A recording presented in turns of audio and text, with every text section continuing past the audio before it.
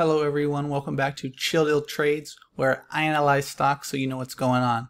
Today we're going to be covering SoFi, which is probably a favorite of yours if you're watching this video, but we're going to break down some of the recent news as well as earnings coming up, the financials kind of for the long-term perspective, as well as the charts to figure out where the price might be headed in the short to intermediate term. If you're here and you haven't hit the sub button, please do.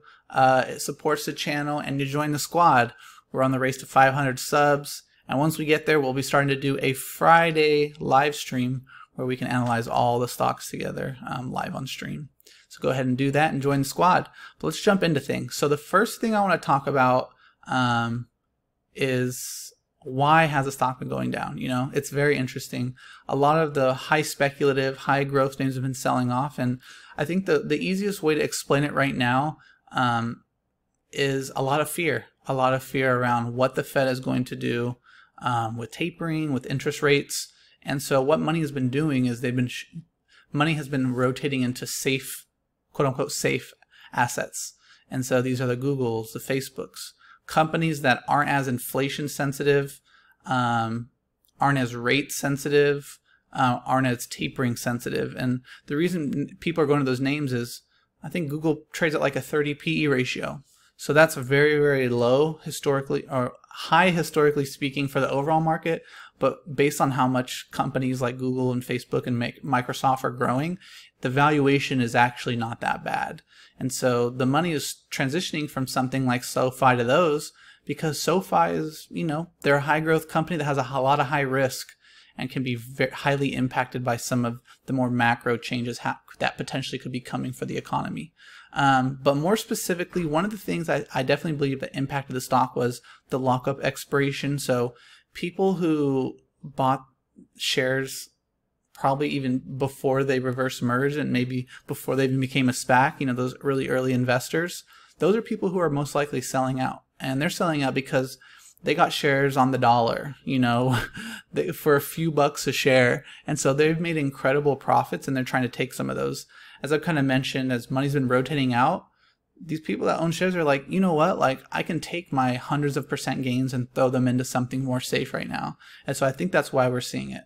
My opinion, that's had a real negative impact. Some people don't believe that, but in my experience over the last 10 years, these kind of things can have definitely a short-term negative impact on the stock.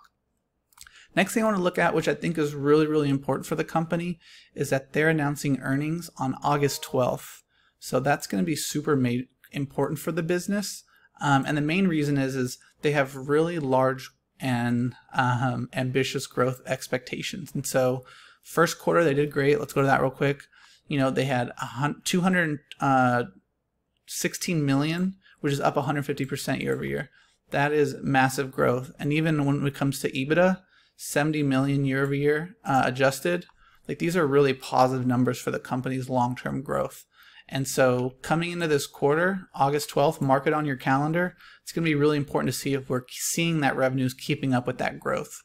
Because when we kind of come to their like earnings presentation, investor presentations, like this company is expecting huge growth quarter over quarter for the next couple years. So you can see here, they're only expecting acceleration in users, you know, the percentage acceleration. So as you can see this number going up, they're expecting just the platform to explode, which I think long term it can be. It's going to be hard to hit some of these numbers, but long term I agree. Everything is in the hundreds % of growth. And so it's like live or die by the sword is the way to think about it. People are expecting this growth, but if they don't hit it, it can definitely have more potential downside on the business. So the earnings coming out is super important. We'll have to see if it lines up, and that's just in about a month here. So pay attention to that date. The next thing I want to go into is their income statement, just to kind of get an idea of how their business is looking right now. And so I want to pull out some pros and cons. So first thing I want to come out is revenue. You know, we've seen some decent growth coming in even this year. You know, this is not the most recent quarter, but we're seeing decent growth. One of the important things to pull out here is gross margins. So we see the company have somewhere around 60 to 70% gross margins. This is really, really big for the company, and I expect moving forward, as we're getting out of some of the COVID impacts, that this number is this gross margin is going to go up even more a little bit, back to normal, maybe where we saw back here. which is going to be very beneficial for the company. That's something I really, really like. That means a lot of their money is going directly to their EBITDA, which is beneficial for this kind of company. There's other high growth tech that gross margins are 20-30%, so this is definitely an advantage. But on that point, one of the negatives is they do have a lot of expenses, which means their net income is negative. And so when we go to their balance sheet, they have about 800-900 million in cash as of the latest statement. I think it's gone up since then. But this is really important because we want to see how their net income is trending. If we continue to see their net income go up in terms of increase to the negative, they have to use their free cash flow to supplement the growth of the business. And so if we continue to see, $300, $400, $500 million a quarter having to be put in to grow the business, then this money is going to run out really quickly, and that could potentially lead to more of diluting of shares. So diluting of shares, if you don't know what that is, they basically sell more shares on the market, which means their float's bigger, and it typically has a negative impact on the stock. So that's something we definitely want to pay attention to. And kind of just as before we're mentioning growth, into 2022, the expectations is to get to 1.5 billion. That's really major, but what's even more important is the EBITDA growth. So we're seeing as they're growing that their expenses aren't expected to grow at a higher rate than their revenue, which is really, really major for long-term success of the business. When we look at the valuation today, I think the valuation's at about 12 billion. So it is a little rich in my opinion, and I do think that we could have some more downside over the next month. But this is a start. I would say we're at levels to start considering the stock. There's so much love and so much hype around this name that I don't think the stock could go much lower unless we have some crazy market crash, which is more than unlikely at this point. The last couple things I want to look at is short float. So I saw two different sites. One said about 40%. The other one said 10%. About 6 million short float, which is about 10% of the float. So I would say if we're up at the 30 range or above, what is this again? Yeah, 40. If we're up above that 30-40 range, the price is sold off pretty significantly. We could see a little short squeeze to the upside over the next couple weeks because a lot of the indicators are showing oversold, which we'll get to. But if it's on the shorter side of like around that 10%, which this side is reading, then short squeeze probably isn't coming, which is going to be the only thing that's going to really show short-term acceleration to the upside. The last thing is just institutional buying. So a couple of the pros I would say here is back in last month, we saw some big buyers come in buying 15% ownership, 6%. That's a really big positive for the company. I would say the indecisiveness is we're seeing a lot of red and green. So obviously red a little bit more recent, or green a little bit more recent because people are buying on the dip. But when we're coming back here back in May, we're seeing a lot of red. So it's really a mixed signal on institutions. There's a lot of buying and selling, which doesn't really tell us a whole lot of where the stock could be going. But that leads me to my next point, is going to the charts. So first I want to break down more on the long term how we're looking. So when we think technically speaking, long term, there's a lot of negatives. So the first thing I want to say is whenever RSI, so RSI, one thing can tell you when something's overbought and oversold, but a lot of people don't realize is it also tells you momentum. So when a stock is about above around the 50 range and kind of goes like this, that's a positive momentum for the stock. But as soon as we break below 50 and go like this, it's a negative momentum. So we're seeing it overbought and shot right back down to the negative momentum. So we'll have to see if RSI stays below 50, and if so, we'll probably have some more slow or downward grind in the long term. We also see MACD turned both negative momentum back in the end of June, as well as we're now below zero, which are two negatives for the stock.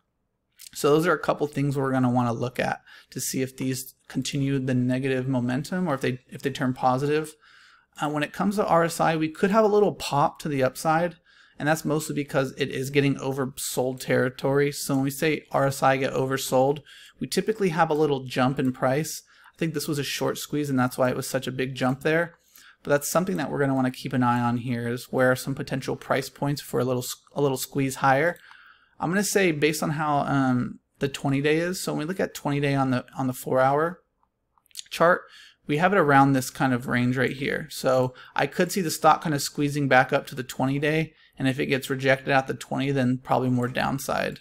The 20-day is the best thing to use for momentum consistent momentum is because what you see here is when we're going upside, it breaks above the 20-day, comes back and tests, break above the 20-day, come back and test. But when we're in a downward cycle, it's the opposite. So it breaks down below the 20-day, comes back up and test, goes below the 20-day, back up and test. So we're going to have to see how the stock starts interacting with the 20-day, because we've only had one test to the downside so far, and so we'll have to see if we continue to get a test and more downward momentum. That's something you want to pay attention to. I'm going to get rid of some indicators so we can bring up some other moving averages. But what do you guys think? Where do you think the stock is headed? I'm really curious of your thoughts on the stock. Are you a long-term holder? Are you a short-term holder? You know, is there anything that I'm missing that you're seeing that might bring me some more insight about the company? So I want to bring up a couple moving averages to figure out in the short term, because we are so oversold at this point, there could be a little bit of a bounce. And so like I mentioned before in the 4-hour, let me get back to that real quick. We are coming, I would say, somewhere in this range for a potential move higher. So that's anywhere between 16 and 18 in the short term, because we do need a little pop here. I don't know when that's going to happen, but we do need a little bit of a pop. And then we'll have to see how the stock responds. Could still go lower. You know, we'll have to see how the price reacts. But if we do get a little pop more soon, we would break above these two trend lines, which could lead us to a pop to the upside. And so when we're looking at some of the trend lines here, the first thing is before we got rejected we back tested this line. And so again, if we pop higher, we're bouncing off this. We're breaking above these trend lines here. And so if all that happens, a bounce here and a break here, we want to look back at these resistance points for those short-term move higher. And so it's going to be either around the 1680 or even maybe to 1760. Those are some areas that we're going to want to look for a little push higher if we do get a little squeeze, because we're looking a little oversold right now. So short term, we could see some more upside. Long term is still looking bearish unless we get some kind of trend reversal. We are holding these long-term trend lines. We're testing them right now. So I'd say this is something you definitely want to keep an eye on over the next couple months, is if we can hold this trend line, because that's really important, and kind of see this upward momentum. It's a pretty low angle. It's not very steep, so it's whenever I look at something, I look for like a 45-degree angle, which is about what this line is, and that's something sustainable for the long term. You know, we might keep seeing things like this, but as long as we can hold this trend line, you know, in the long term, the stock will be going up. But those are just a few things that I have my eye on. Short term, look for maybe a push to about 1650 to 1680. If we get a lot of short squeeze, maybe around the 1750 range. But the long-term trend is still looking bearish for the time being, as we are coming into a support range right here. We need to hold that. It's pretty important. That's all I have for you guys today. Please like, subscribe, put a comment. Really curious what you think. And I have a couple extra minutes on this video. We're not 15 minutes yet. So plug a couple things. I do a live stream every Friday or Saturday and Sunday night on Twitch. So it's twitch.com/stocktalkgame. That will be in the description. We go in there and kind of talk about the stock market while we play video games on Saturday. It's me and my buddy. And then Sunday I do live chart analysis, so you guys can jump on there with me. And then lastly, I do have a Discord group, and that link is in the description as well. So join there. We're slowly growing. We're at about 30-40 people and starting to get a little more active. And so join that community. You know, we do daily posts, get an eye on stocks in the market. So please come and join the community. But thanks for watching the video. Really appreciate it. And I make daily videos, so I'll see you again tomorrow.